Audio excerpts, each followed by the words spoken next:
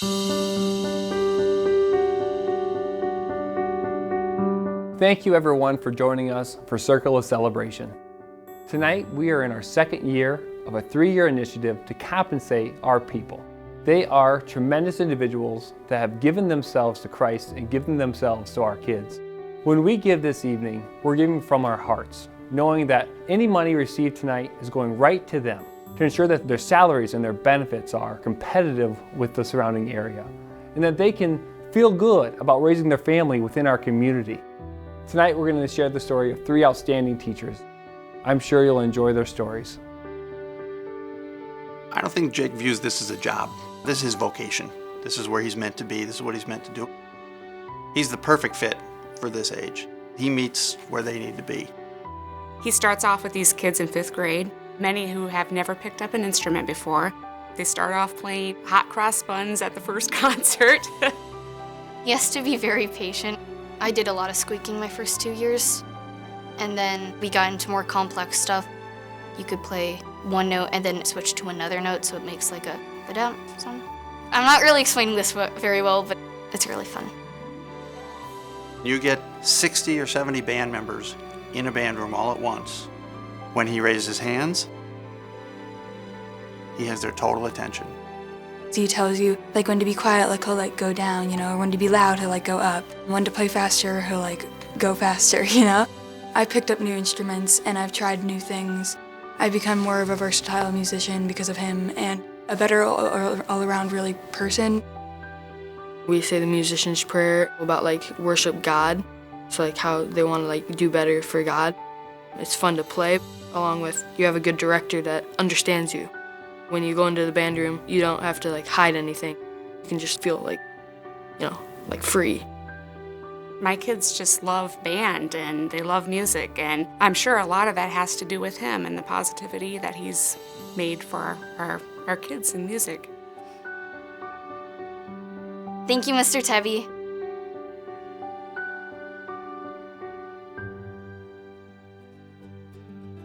Quietly and without a whole lot of thought, Tim is the guy that will always step up.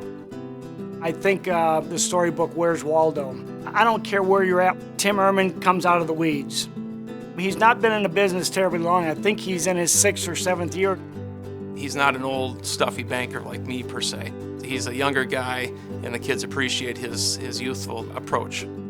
He comes to every sporting event I've seen him at. Like, I've seen him at every single sporting event. He's even come to cross-country events, and I run that, and no one comes to cross-country.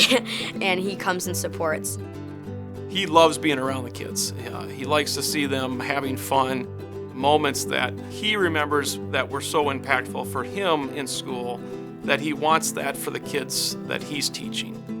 He stands outside his classroom every day and high-fives every student who walks through his classroom and just says, good morning, good afternoon. Living by example. Every time I've seen him with a cross around his neck. I walk into his room, I see his 4 favorite Bible quotes on the wall.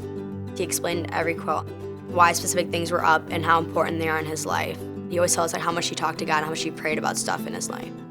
He comes from the perspective of a late teen or an early 20, what life is like living, because he himself is trying to make ends meet, and he's just passing on the information that he's picked up over time.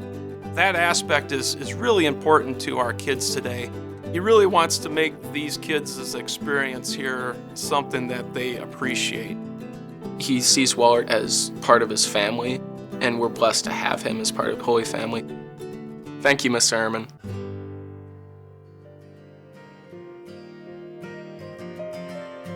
Laura is a rock star. When I watch her teach, I want to be that child in her classroom because it's so interesting and exciting. She makes learning so fun. She teaches us a lot, math and also art and music. She teaches us about Jesus and Lent. He was in the desert for 40 days. She lets us do projects. We sometimes sing. A, B, C, D, E, F, G, H, I, J, K, L, M, N, P. She's teaching them how to read, how to be responsible citizens, teaching them that God loves them and they should love each other. To see the class and how she respects them and wants to hear them and wants to give them that voice. In her classroom, each child gets to take a turn being the big banana. Each child really glows when it's their turn. I brought my mom and dad to my big banana time, and they read one of my favorite books, a dinosaur book. I bought Go Dunks Go. And then we showed them our pictures on Friday and our toys. For Laura and most of the teachers in the Holy Family system, this is their calling. It's a calling from God that this is where they're supposed to be and what they're supposed to do. Laura could do anything. She's so creative, she's such a hard worker, and she chooses to be with our kids. I just think that Laura is amazing, and I think every child should get to have Laura Ripley as their teacher.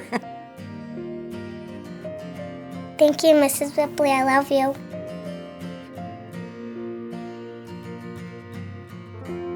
Just want to start off, first of all, by thanking all the teachers and the faculty of the Holy Family School System.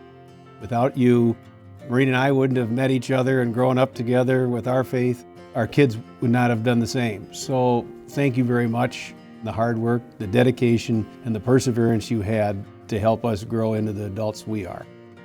We would like to thank everyone that is here. You've already shown so much support for our teachers and staff. It's so important, the part they're playing in our children's lives, that we want to make sure we can do everything we can to support them. So please, anything you can do to help support our teachers and staff would be greatly appreciated. Hey, we did a good job last year. I think we can do it again. Thank you.